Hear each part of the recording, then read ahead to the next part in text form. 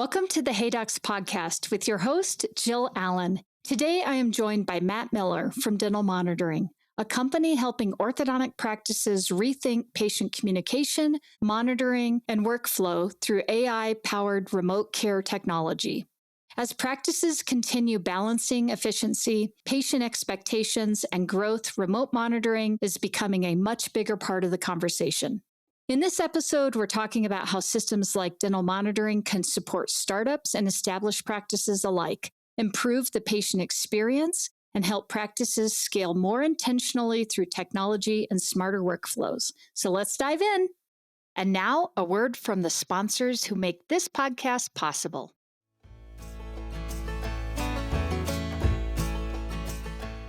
Hey docs, if your new patient follow-up depends on someone remembering, it's leaking revenue. Greyfinch automates new patient follow-up, texts and emails go out automatically, and your treatment coordinator just checks their tasks list to see what needs a quick call or a more personalized message. That is one of the many reasons I recommend everyone take a look at Greyfinch. It isn't just a follow-up tool, it's a complete practice management software built to help you grow and scale. Stop leaking revenue and get $500 off your startup fee with the Jill Allen special at greyfinch.com/Jill Allen.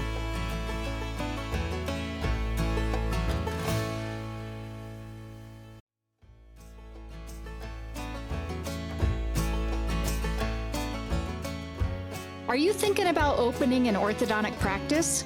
I know, it's a big decision, but saving 25% on the ADEC equipment you need to get started, that's an easy one. Because ADEC has a special program called Smart Start, designed to help you launch your first practice. You get up to 25% off your ADEC orthodontic equipment and furniture. You also get complimentary services to help you run and grow your business. And my favorite part, access to the Smart Start pricing for 2 whole years after you open your doors. That gives you flexibility to add more chairs as your cash flow grows. It's pretty smart. As an orthodontist, you care about getting all the little details right, and ADEC really got it right with this program. So if starting off with a big savings on ADEC equipment sounds good to you, the ADEC Smart Start is definitely worth a closer look.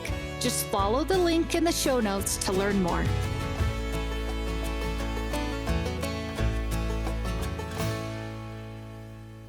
Matt, I am so excited to have you on Hey Docs. Thanks for being here today. Thanks for having me. Looking forward to it. Yeah. Yes. So the way I love to start off our episodes and get us started is have our guests share just a little bit about themselves, about your background, how you got into working in orthodontic practices through dental monitoring. So if you can start us off that way. Yeah, it's been a fun career, just to be totally transparent. I mean, I've been in the ortho field now going on 11 years. All of my time in dental has all been in ortho. So I'm a self-professed ortho snob. Love it. Came over to DM about 6 years ago, actually coming up on 6 years in July. Was previously a GAC rep with Dental Serona. Shout out to Mike Weil, who brought me into this field 11 years ago. Yes, that's great. Been a very, very fun career. I'm in ortho because of him. I met him and decided that's the path I want to go. Ironically, I've never even had orthodontic treatment. I've been pushed into numerous chairs and numerous practices by some of the best doctors around going, you're right. I mean, I could fix the crowding, but all right, fine. Yeah, I came over to DM because I saw what it was capable of doing. I saw sort of the early vision of what the impact could be for practices and how we could shape and strengthen the orthodontic offices. And being able to be a part of that was sort of a dream. And coming over, it's been a very exciting career at DM. I think it stays exciting because of our evolution with the practices, our evolution with the economy, our evolution with the market, and seeing, not just as a single source solution, it's just full spectrum what we're able to do. And yeah, keeps it exciting. Yeah, that's great. Well, I have been in this industry for, it's kind of crazy to say, over 35 years now. Just a couple years, right? Yeah, just a couple years and in my own business for the last 20. And one of the things I will say is it has been Such a cool thing to see technology changing over the years. I mean, when I got into this, I started in sterilization and started way back when, and we were still tap welding bands and bending straight wire for arch wires. So it's so cool to just see how things have come along. And one of the things that I have been very excited about in the last 10 years or so is just this evolution of what we're seeing with the impact of digital Yeah. and then the remote monitoring component of it. And I think, how cool is it that we can still have a really great patient experience for our patients, but yet also be able to respect their time and not have to have them in our practices. And I can say, even with me, when I'm working on my startup practices, and I do a lot of that, as you know, we've even changed the way we design offices and are making offices smaller because of the impact of remote monitoring. And so I want to talk and really dive in. I know DM is a big player in our industry right now. And I think, really leading the charge and what can be done with this remote monitoring. And I would love it if you can talk to us a little bit about it and just what you're seeing and how that is really being able to impact that patient experience. And just again, like I said, create that more convenient, but also just the communication component of it. Yeah, that's a big question, a very broad question. And that's sort of You the can go challenge. anywhere with it. Yeah, You can right. go anywhere. Yeah. That's sort of the challenge we face every day, right? Because it is so impactful in so many different ways. But I think to the patient experience, to the doctor's experience, the team's experience, we're able to mold dental monitoring to the solution itself to fit the doctor's needs today and with the future of the next 6, 12, 18 months. But at the end of the day, the root of it is improving the patient experience. Patients are coming to a specialist for a reason. They could go all different avenues for a treatment, but with their focus in coming to a specialist, they're coming to the specialist for a reason. They know that that's the person they need to be seeing to get the smile functionally and aesthetically they're looking for. And typically the patients are sitting in that TC new patient exam saying, this all sounds great, but they've got typically 3 questions. How long am I going to be in these things? How Yep. often do I have to be here? And eventually they're going to ask how much I got to pay. Yep. But that Yep. goes in line with JD Power and Associates surveys too of customer or consumer buying decisions. It's typically efficiency, convenience, and then budget. Mhm. So that falls pretty well in line. And that's honestly, that's our reason for the season is how do we help a practice to see the patient, get the best clinical results, get the best efficiency in the practice, but at the same time, I hate to use a social media cliche, but let them live their best life, right? Let Yeah. them stay out in the world and patient or patient parent.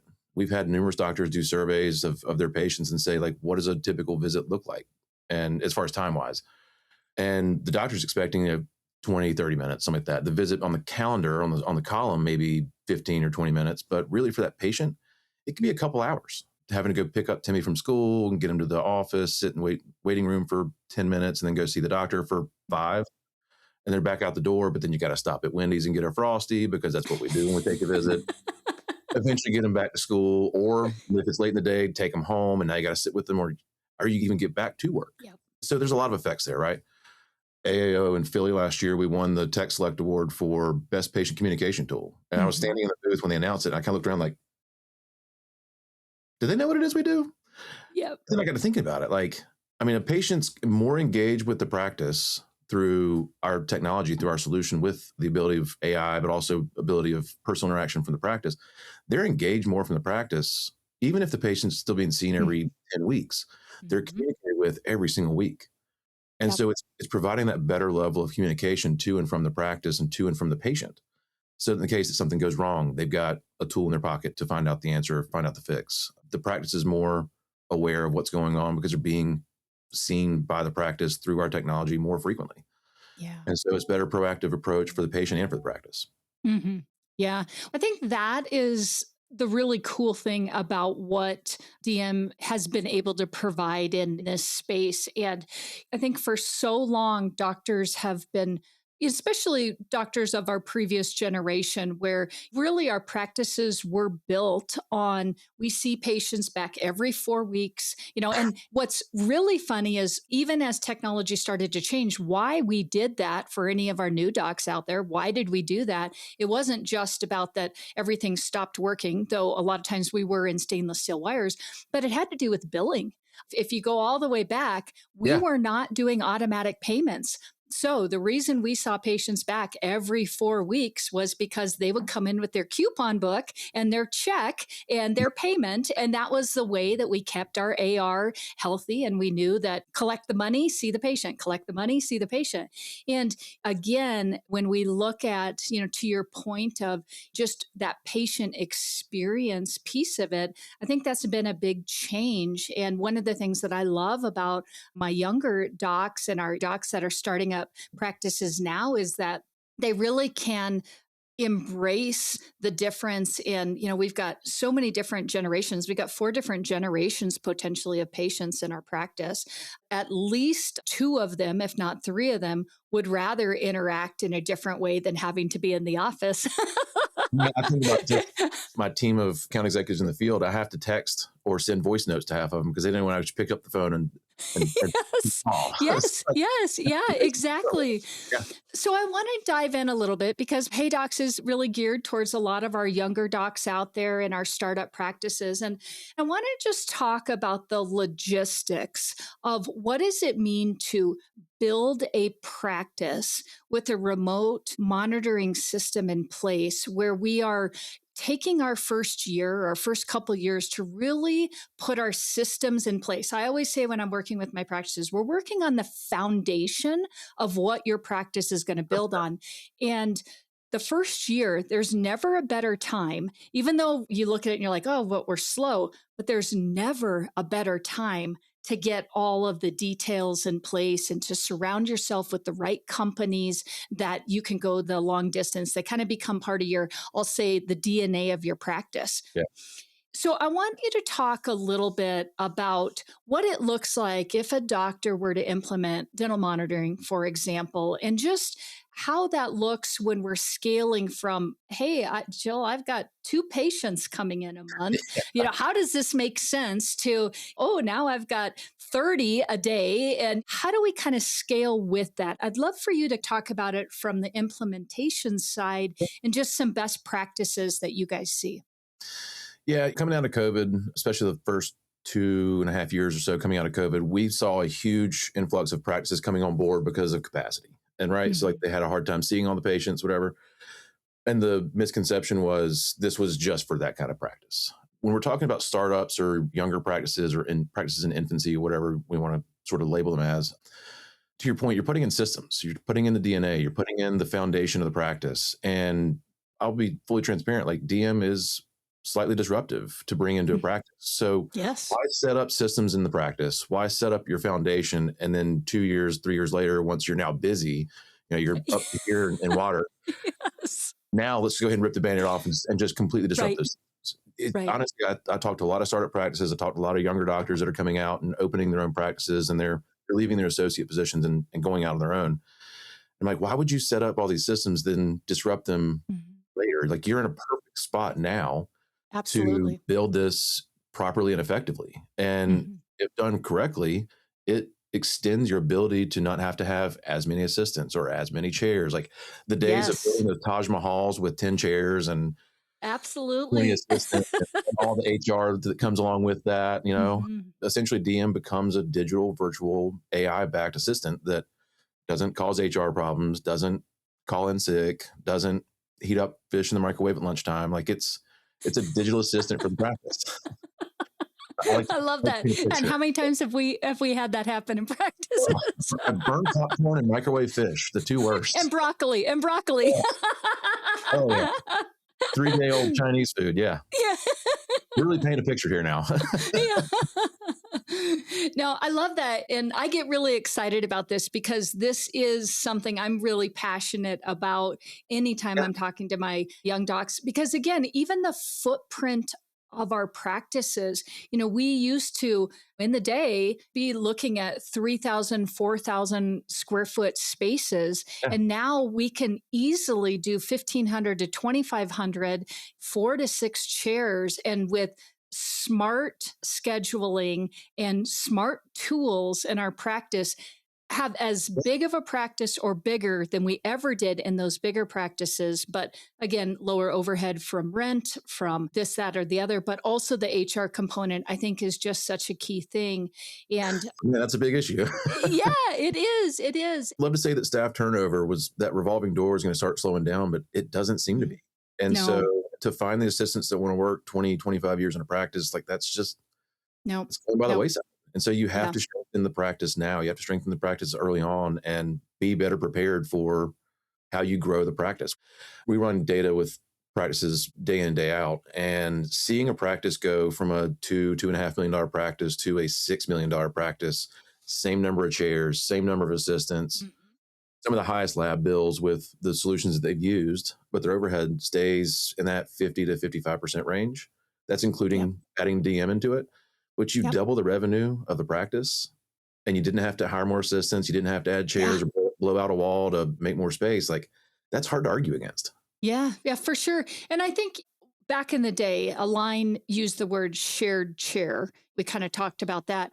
But I think, I don't know what the keyword we would use now, but it was the thought of seeing patients and doubling up the chair for 2 types of treatment. And I think that there's something to be said, again, when you can bring a patient back maybe for a virtual check at 8 weeks or 10 weeks, and then bring them back for an actual check at maybe 12 weeks or 16 weeks, depending upon what you're doing.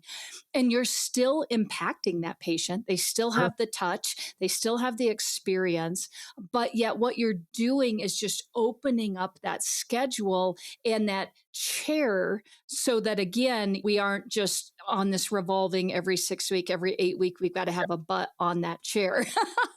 The myth that traditional twins with, elastomeric ties, right? The myth that those ties are just going to start popping out of the mouth in 8 weeks, or they're going to become completely dead. And that's completely been invalidated now. With our technology, we can tell you when arch wires are passive. We can tell you if you're losing ties or open doors. We can tell you if certain things are there. Those check appointments, especially in a startup practice, they're nice to have a few because you still need to build a relationship and maybe see little sister or little brother, that kind of thing. But if you have the patient in the chair for a clinical reason to progress them forward in treatment, that's a necessary visit. Checks, validation, whatever you want to call those visits, where they're just sitting there to see what's going on. That's an inconvenient. We're losing money. Yeah, that's inconvenient for the patient and for the practice. I think too, like you spurred a thought a second ago. We talk about this obviously for the patient experience, but a lot of these younger doctors have got families. They've got kids at home. They want to be back at home for baseball, soccer, dance, recitals, whatever. These younger doctors don't always want to be sitting there doing orthodontic homework, doing clinic checks and light plans or whatever till 7:30 at night. Like, take some time, reallocate time in the practice to be able to get that stuff done from 8 to 5. And if you can take appointments off the schedule, that gives you time back in the office to get those things knocked out. The doors are open, the lights are on, the team's here. Get that work done then. Yeah.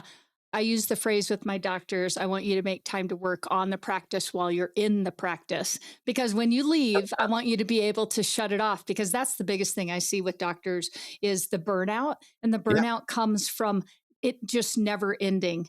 You go home and now you've got, like you said, 8 hours of homework that you've got to do. And now you're missing out on your kids and this, that, and the other. I think it's hilarious sitting in the back of the room for some of these regional events. And you see the number of doctors got their computers up and they're doing treatment plans. They're doing this. Like, they're not even paying attention to the speakers in the front of the room. I got homework to do. I'm like, Yep. Come on, man. Yeah, we got to switch that for sure. For sure. It's like technology can be your best or worst nightmare, depending upon how you get your head around it. And now, a word from the sponsors who make this podcast possible.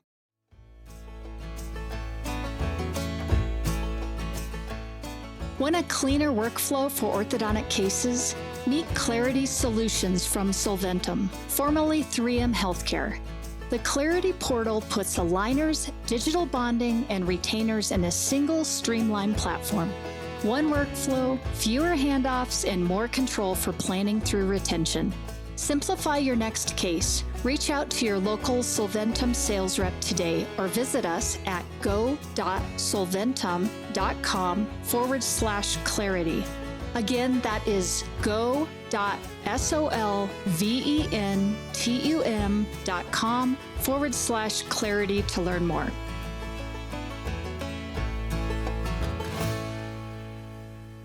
So I want to switch gears a little bit because I definitely have a lot of listeners that are in established practices as well.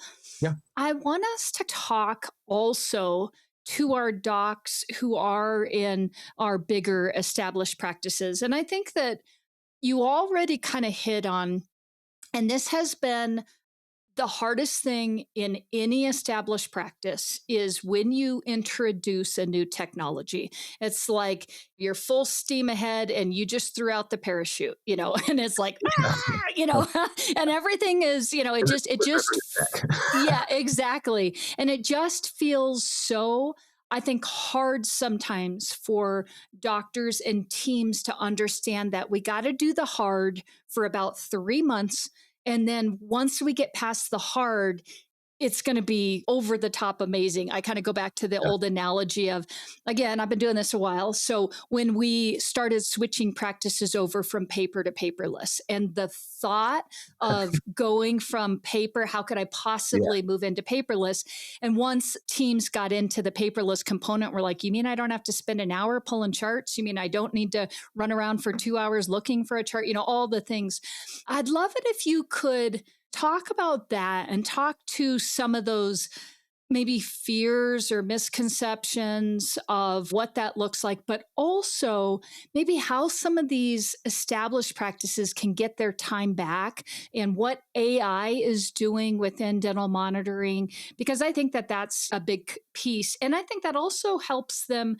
You talked about this a little bit earlier, but it really can help them move the needle on if they've hit a plateau in their ceiling on production. So I know that's a big one that I'm going to have you bite off here and talk about. But yeah, I'm ready, Jill. I'm ready. Yeah. I mean, let's be honest. Like, what's the one thing we're not getting more of in a day? And it's time. Yeah. And I talked to a lot of practices, and I've talked to a lot of practices in my 6 years here. And this is an opportunity to reallocate time. The one thing we can't get more of, we're actually able to give back to the practice, whether it be the patient or the practice. It's both. We still see a lot of practices that are still growing and have been growing. I know the numbers the last couple of years have been down a little bit, but there are some folks still out there that are seeing that 10, 15, 20% in some cases growth. And the prospect of them continuing to be able to do that curve still going up is starting to your point, plateau. And so reallocating time to marketing, reallocating time to clinically necessary visits, reallocating time, that's the key to the success of DM. That sort of joke. The real ROI for DM is what you do with the time back. The patient's paying whatever your average case fee is. That's all they're paying. They're not paying you more because you finished them sooner. They're not paying you more because you went over treatment time. They are paying what they're paying. But the more you can increase your revenue per visit, meaning see them less and still, finish treatment in the allocated time, that's profitability. So if you're going to clear up time in that chair, what are you doing to put new butts back in it, right? It's all about increasing production. And DM gives us the capability of managing the time in the day more efficiently. And with the capabilities of our AI, being able to take payload off of the practice and not necessarily put, again, to the point earlier, put more homework back in your lap. When we're notifying the practice of things that are going right, things that are going wrong, or goals that have been achieved, we want the messaging and the communication to practice to be actionable so that time used managing the dashboard with DM is progressing treatment, because there's patients need to be seen, patients need to be heard, and patients need to be touched. We'll take care of the seen and the heard so that the doctor and the team can take care of the patients need to be touched. Yes. It's that physical touch has to be done to progress treatment, but the seen and the heard can be managed virtually, be managed electronically. They have a portal directly to the practice in their pocket. I mean, they're tied to these things 80% of their waking hours already. Absolutely. So we're just like everything in life. There's an app for that. Well, now Orthodontics has that. And it's right. And I love that. And again, I think it's just really leaning in to just the generational components of where our patients are at. I'm a Gen X, so, Yeah. technology was really coming in, and I look at my grandkids who are alphas and they're beyond natives. You know what I mean? Like it's amazing to see this. Yeah, and you mentioned paper charts. Like, gone are the days of paper charts. Gone are the days of film X-rays. The ledger at the front desk for the schedule. Alginate impressions. Heaven forbid we still get practices gagging patients with those. I know. I brought home some Alginate a couple years ago. My wife was in like 2 rooms over, and the second I opened the bag, she could smell it, and she had like a visceral reaction. I was like, Oh "Oh no!" no. But gone are those days, and now like we're seeing a new shift in orthodontics. Now is gone are the days of every 8 weeks or even every 10-week visits for those patients. Like, we're using NASA developed technology in these arch wires. Why are we seeing the patient on an 8-week habitual schedule? If you have the ability to see that wire has gone passive, or the doors are open and we're losing, effective torque on those teeth, like, you're able to see that with this technology. Like, why are you scheduling the patient every 8 weeks? Yeah. And look, I get it. Going to an appointment on demand made my hands sweaty the first time I heard the phrase too, because it just seems crazy talk. But if that's where practices want to go, we're not doing that overnight. To your point, established practices and practices that have sort of got systems in place, like, we're not ripping the Band-Aid off and just throwing everything to the wind. We're doing this as a phased rollout approach. To get to a more on-demand or stronger dynamic type schedule, we're going to do that over time. And so that's how we work into these bigger established practices, is little change, little adjustments, little alterations of our schedule. In about 8 weeks, 10 weeks, we're going to start seeing some change. And about that 3-month mark, to your point, maybe even that 6-month mark, especially, the number of times I've had texts and calls from doctors are like, dude, I know you said this was going to happen. I'm standing in the practice, twiddling my thumbs. Like, it's happening. Like, yes. we take practices from 120, 130, 140 patients a day and maybe a single or dual doctor practice. And they're looking at the schedule in 6 months going, I've got 65 patients on the schedule today. I don't know what to do with myself. And and I'm still producing probably better than I was. I mean, that's the crazy part, is it's just such a huge shift. It's like this paradigm shift of, it's like getting your time back, but not realizing you have to do the hard work to get the time back. But then you're like, wow, what a difference this makes. That's usually when we say, this is a reminder, doc. This is when we start reallocating that time. Like, so what are you going to do today? And like, going to see their GPs for breakfast and for lunch, like, that's still effective. We still got to manage that referral network. But what if you could show that referring doctor a piece of technology that you're using, not just taking them an edible arrangement, but show them a piece of technology that you're using to help better their patient's experience and also maintain better oral hygiene, maintain better, we're keeping a better eye on decal and demineralization. Like, what if you could show that referring GP this technology? Now they're going to increase their referrals to you. So now that space that you had freed up, guess what? We're putting new butts back in seats. I love it. Self-feeding engine. Yeah, for sure. So I want to dive in a little bit, because I think with AI, I mean, we all talk about AI, and you touched on it a little bit, but I want you to talk about just the evolution, because I remember as you guys were bringing in AI into your system, and like any, it's constantly evolving. And I'm wondering if you can talk about some of the misconceptions maybe that are out there. Is it this big evil thing that's out there, or is it the next thing that's going to revolutionize our offices, whatever that is. But I'm wondering if you can talk about that a little bit, and what you are seeing and how you are seeing practices really successfully use AI in conjunction with DM. Yeah. So when I saw DM the first time, I think was AAO in 2018, I believe. And the AI was still, in infancy at that point. I don't even know if they were really talking about it. It was still a remote monitoring solution. I don't know if they were really pushing AI, but by the time I got here in 2020, we were humming with it. So we're looking for over 130 different clinical triggers. It's very detailed in what it's capable of doing and detecting and alerting back to. In some cases, we dial some of that back because it's more specific than the doctor is even requesting. So they're like, too much. Yeah. So we want to make sure that they're getting, again, I sort of mentioned a minute ago, we want to make sure they're getting the information they want and they need so they can make actionable decisions to move forward. But it's not like we're not plugging Chat GPT into this thing. It's not automatically responding to patients with some wild and crazy, response. Like, I'm here in the South, and people get a little suspicious of AI sometimes. And so I have to be pretty cautious of how we kind of talk about it. But no, Sure. we have a library. We have multiple libraries of responses that we can customize with the practice. The practice still has control of the message. We don't want to be sending anything kind of wild and crazy. But really, it's the power of the AI to do the diagnostic work. It's not the communication as much as the diagnostic work. We can have it scheduled to send notifications and send things outside of the cadence of them taking scans from home. But it's diagnostic AI, in my opinion. It is communication. So taking some of the pressure off the practice, providing information back for actionable items or actionable tasks to progress treatment, that's where the rubber meets the road. We've got some pretty cool things coming in the future to even strengthen the communication side of things for the practice. So we're continuing to evolve. And we've got over, I think the last report I saw was over 1.2 million patients in active treatment right now. We've analyzed over 2 billion with a B. That's crazy. That's awesome. And so, like, you think with deep learning neural network AI like we have, it's continuing to evolve. Mm-hmm. Mm-hmm. With our FDA approval a few years ago, it was a validation to the accuracy of our AI and what it's able to do, what it's able to detect.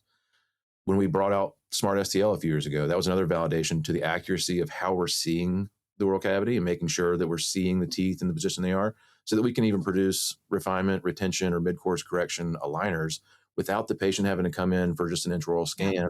Like, that's just another visit taken off the schedule, but it's also a better patient tool because we can communicate with the patient, say, hey, we caught something going a little bit awry in our treatment plan or in our expectations.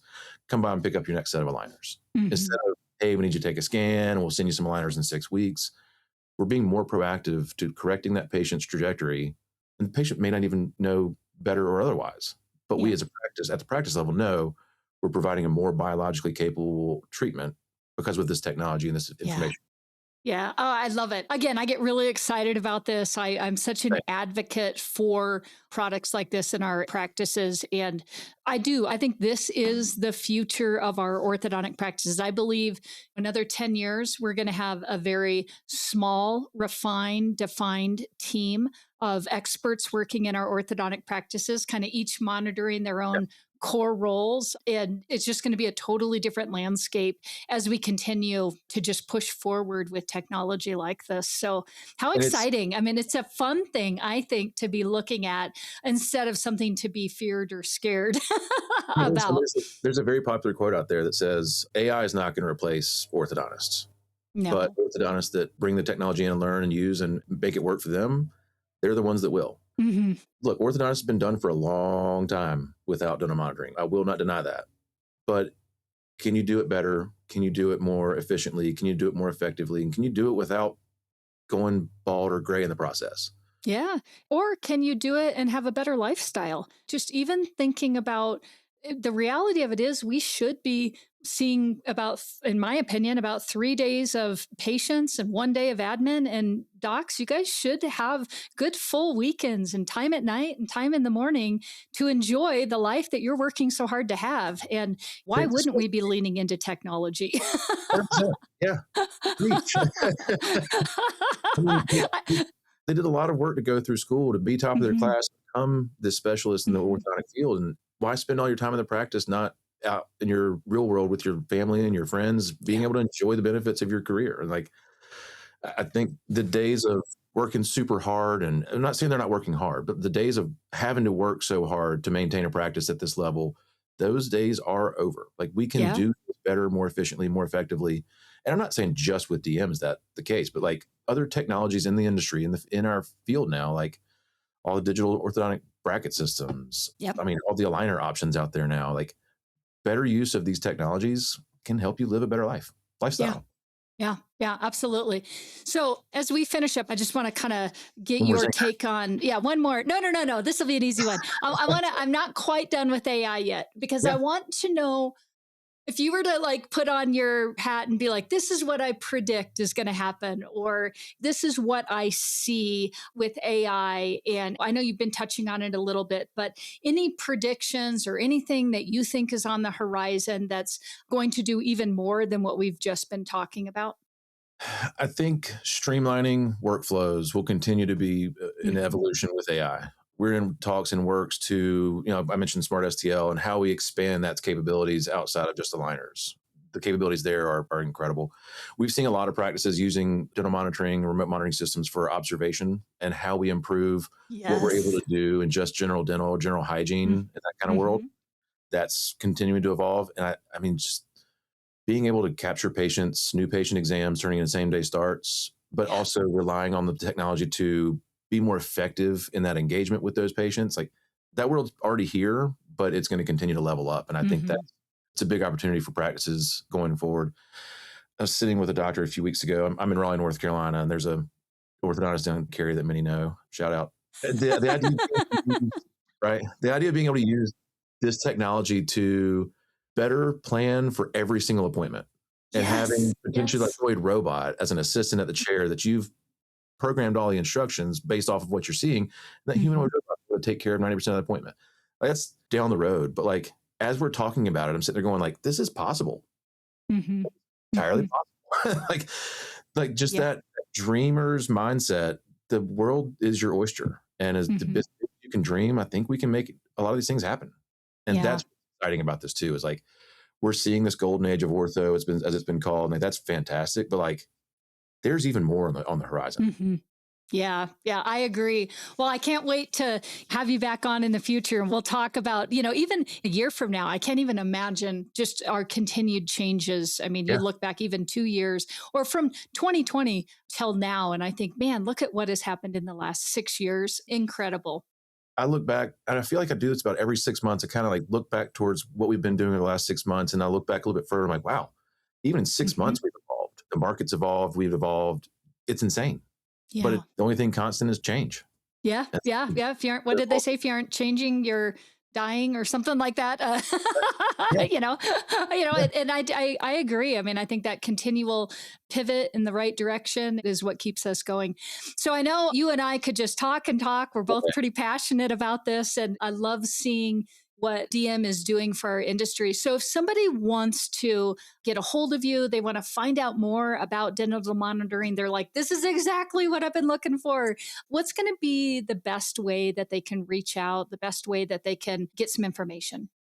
Yeah, we've got a team of account executives and integration consultants across the country. So likely they've been in your practice, likely their card's somewhere on your desk. Easiest way would be to reach out to your local account executive. If you can't find them or you don't know who they are, absolutely feel free to reach out to me and the regional sales manager here on the East Coast. But we've got connections and ties to everybody across the country. My email is probably the best, m.miller@dental-monitoring.com. Check out our website. There's a ton of resources available there. Our Instagram handles got lots of, new and latest and greatest and upcoming. We were just at Orlando AAO and had a great time there. Yeah.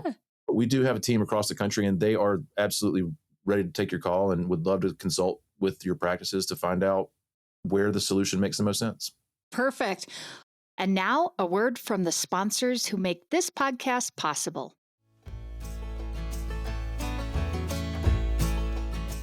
Hey docs, let's talk about Smile Suite because it's not just another scheduling system. It's a game changer in the world of new patient management. And as a proud Smile Suite partner, I've witnessed the incredible impact it has on practices of all sizes. Smile Suite means your new patient calls and web leads are expertly handled 7 days a week, even during nights and weekends. And they offer top-notch customizable presentation software and seamless post-consultation follow-up. It's like having a secret weapon for your practice's success. Curious? Dive into the revolution at GetSmileSuite.com. And don't forget to mention Hey Docs to unlock some extra goodies. Elevate your practice with Smile Suite because every smile deserves a suite of excellence. All right. Well, you know how I like to finish up Hey Docs. I like to finish it up with a little speed round. So are you ready to Yeah, do the speed round challenge? Okay. let's do it. What is one daily habit or ritual that helps you stay productive or balanced? Taking the dog for a walk. I got to get Yeah, I up from love this desk that. every once in a while. We got a lake behind the house, and he loves chasing geese. So we get out there and get after it. I love that. That's awesome.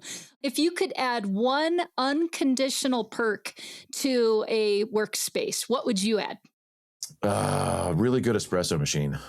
I'm Ooh. a coffee, not snob, but connoisseur, we'll call it. And a really good espresso absolutely sets the day off right. I love that. All right. And last one. What is one business idea you have recently seen that you wish you had thought of? I mean, I'm at dental monitoring. I wish I'd thought of that first. Yeah. Shout out to Philippe. He got there before I did. I'm reaching a blank on that one. Oh, that's okay. Well, hey, we'll leave it at that. I mean, dental Yeah. monitoring is a great one. I wish I would have thought of it too. Like I said, Philippe beat me to the chase, but I'm here to trumpet his tunes here for him. That's great. Well, Matt, again, thank you so much for being Thank you. here and being a part of Hey Docs. This was a great episode, and I'm sure you're going to get a lot of calls from our listeners. We look forward to it. Thank you so much for having me, Jill. Appreciate it. See you. See ya.